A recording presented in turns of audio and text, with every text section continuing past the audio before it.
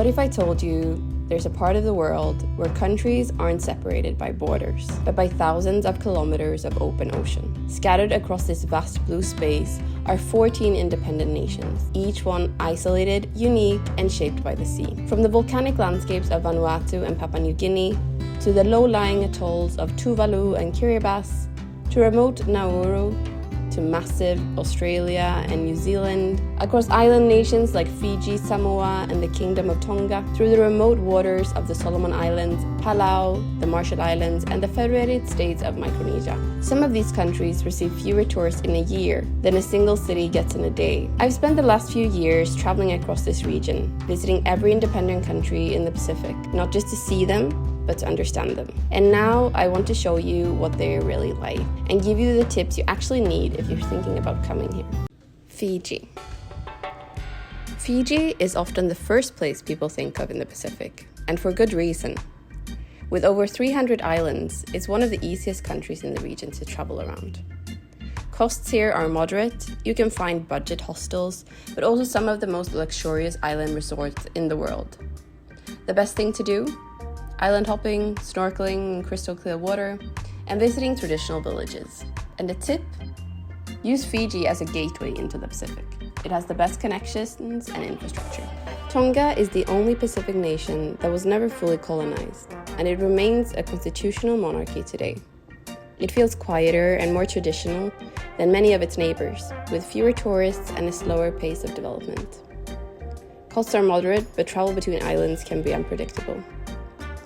One of the most unforgettable experiences here is swimming with humpback whales during migration season, one of the few places in the world where this is possible in the wild. Another recommendation is renting a car on the main island and seeing sights like the blowholes, the caves, and the three-headed coconut tree. Food is simple and rooted in tradition. Lupulu, root crops like yam and taro, and coconut-based dishes. Tonga is not a place for constant activity, it's a place of authenticity and nature.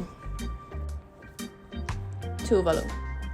Tuvalu is one of the smallest and most remote countries on Earth, made up of low-lying coral atolls that sit barely above sea level. With such a small population and extreme isolation, tourism is almost non-existent, and infrastructure is extremely limited. Costs are high, not because it's luxurious, but because everything has to be imported from far away. There are very few traditional attractions, but daily life here is what makes it so unique. When flights aren't arriving, the airport runway becomes one of the main public spaces on the island, used for walking, sports, and social gatherings. Another of the best ways to experience Tuvalu is to rent a scooter and drive around the entire island in a single loop. It's one of the simplest but most memorable experiences in the Pacific, with the ocean always just a few meters away on either side. Tuvalu isn't about sightseeing. It's about experiencing a way of life defined by isolation, community, and the ocean. Palau. Palau is one of the most visually stunning marine environments in the world, made up of thousands of limestone islands scattered across bright turquoise water. It's also one of the most environmentally protected countries on Earth, with strict conservation rules that shape how you experience it. Costs are high, but the natural scenery is on another level. Most people come for the water, diving and snorkeling through the rock islands, exploring hidden lagoons, and visiting places like the Jellyfish Lake, where thousands of harmless jellyfish drift through the water. But one of the best ways to experience Palau on land is to rent a car and drive around the main island. The roads are quiet, often empty, and take you through rainforests, coastal viewpoints, waterfalls, and small local villages with no traffic. It feels less like a typical tourist route and more like slowly circling an untouched island at your own pace. Samoa. Samoa feels like one of the most culturally intact nations in the Pacific, where traditional life is still the foundation of society. Most land is under customary ownership, which means villages and family structures shape almost everything, from housing to food to daily routines. Traveling here feels slow in the best way. Roads circle the island, passing dense rainforest, quiet coastal stretches, and waterfalls hidden just off the main routes. The Tuvalu Ocean Trench is one of the most famous natural landmarks, but many of the best experiences come from simply staying in beach valet huts and living right on the shoreline. Solomon Islands. The Solomon Islands feel like one of the least modernized countries in the Pacific, with dense jungle, scattered islands, and very limited tourism. Travel is slow and infrastructure is basic, but that creates a sense of untouched authenticity. One of the most striking experiences is seeing the World War II wrecks submerged in clear tropical waters, remnants of one of the most intense naval conflicts in history. Above water, life is simple and deeply connected to the land and sea. Nauru. Nauru is the third smallest country in the world, and you can physically drive around it in under an hour. Once one of the richest countries per capita due to phosphate mining, it is now quiet, isolated, and rarely visited. There are no major tourist attractions, no beaches packed with resorts, and no sightseeing circuits. The most unique experience here is driving the entire coastline loop of the country while passing abandoned mining landscapes on one side and open ocean on the other. Despite its remoteness, Nauru is still connected to the rest of the Pacific through its own national airline, which operates limited flights linking to nearby island nations such as Fiji, Kiribati, the Marshall Islands, and even Australia. New Zealand. New Zealand feels like the most developed edge of the Pacific, but at the same time, it's one of the most naturally dramatic places on Earth. It's a country built on contrast. In a single trip, you can move from snow-covered mountains and glaciers to subtropical beaches, volcanic landscapes, and deep fjords that cut through the South Island. Few places in the world change scenery this quickly or this dramatically. Travel here is best experienced slowly and almost always by road. Renting a car or camper van is not just common, it's the defining way to see the country. The roads themselves become part of the experience, winding through empty valleys, coastal cliffs, and mountain passes where you might drive for hours without seeing another settlement. Australia. For me, I've only scratched the surface of Australia and definitely need to take more trips back to do it justice. But Australia is not just a country, it's a continent-sized world of its own, where distances are so vast that entire regions feel like separate countries. It's a place defined by scale. You can fly for hours and still be inside the same nation, moving from tropical rainforest in the north to dry red desert in the center, and then to temperate coastal cities in the south. Few places on Earth contain this level of environmental variety in a single border. Kiribati. Kiribati is one of the most remote countries in the world, spread across a vast area of the Central Pacific Ocean. Its islands are so far apart that travel between them is slow, limited, and heavily dependent on flights or boats that don't always run on fixed schedules. Most visitors arrive in South Tarawa, but North Tarawa feels like a step back in time. Quieter, more traditional, and much less developed. Here, life is stretched along narrow strips of land between lagoon and ocean. Villages sit right on the water, and daily life is deeply connected to fishing, tides, and the sea. One of the most unique experiences is the overwater houses built on stilts above the lagoon.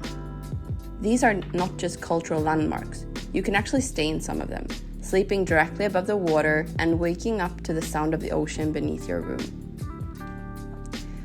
Travel across the island is simple but striking. A single road runs through long stretches of land where you can always see the ocean on both sides. Kiribati also faces one of the most serious climate challenges in the world, which gives visiting a strong sense of urgency and fragility. The Federated States of Micronesia. Micronesia is not one place, but a scattered nation of hundreds of islands spread across thousands of kilometers of open Pacific Ocean. There are 4 different states, Yap, Chuuk, Pohnpei, and Korcharei, and each state feels completely different, and moving between them often requires small planes or infrequent boats, making travel slow and highly logistical. One of the most unique places here is Nan Madol on Pohnpei, an ancient city built on artificial stone islands in a lagoon. It feels like a lost civilization, hidden in the jungle, surrounded by water channels instead of roads. Also, Manta Road, a cleaning station in the ocean where giant manta rays regularly gather. Divers and snorkelers float above this underwater highway as manta rays glide beneath them, sometimes in groups, returning again and again like a natural migration route. Papua New Guinea is one of the most culturally diverse countries on Earth, with over 800 languages and thousands of distinct cultural groups spread across mountains, jungles, and islands. It feels less like one country and more like many worlds existing side by side. Travel is challenging and often requires careful planning, but it opens access to experiences found almost nowhere else. One of the most powerful highlights is attending traditional Sing Sing festivals, where dozens of tribes gather in full cultural dress, creating one of the most visually intense cultural gatherings in the world. Outside of festivals, landscapes range from dense rainforests and mountain ranges to remote coastal villages. Food is highly regional, but mumu, food cooked underground using hot stones, is a common traditional method, along with sago, root crops, and grilled meats. Vanuatu. Vanuatu is one of the most adventurous countries in the Pacific, made up of more than 80 volcanic islands scattered across turquoise water. The country feels wild and untamed, with active volcanoes, dense jungle, blue holes, and traditional villages that remain deeply connected to local customs. Travel here is relatively easy compared to some other Pacific nations, but many of the outer islands still feel remote and untouched. The highlight for many visitors is Mount Yasser on Tanna Island, one of the world's most accessible active volcanoes. Standing on a crater rim at sunset while lava erupts into the night sky is one of the most unforgettable experiences anywhere in the Pacific. Beyond the volcanoes, Vanuatu offers world-class diving, hidden waterfalls, and crystal-clear blue holes perfect for swimming. Marshall Islands. The Marshall Islands are one of the most remote countries in the Pacific, made up of 29 low-lying coral atolls spread across a huge area of ocean. Life here is slow and deeply connected to the sea. Narrow strips of land separate turquoise lagoons from the open Pacific. The country has a unique and complex history. During World War II, the islands played an important strategic role in the Pacific Campaign. Later, especially Bikini Atoll became a site for extensive US nuclear testing. Today, the legacy of that history remains visible both above and below the water. Coral-covered shipwrecks, military relics, and former nuclear test sites have turned Marshall Islands into one of the world's most unique diving destinations. Food is simple and local, with fish, coconut rice, breadfruit, and pandanus fruit forming the basis of many meals. From the volcanoes of Vanuatu to the atolls of Kiribati, from whale encounters in Tonga to runway sunsets in Tuvalu, every country in the Pacific offers something completely unique. After spending the last few years exploring every independent nation in this region, one thing is clear. The Pacific is far more diverse, remote, and fascinating than most people imagine. So which Pacific country would you visit first?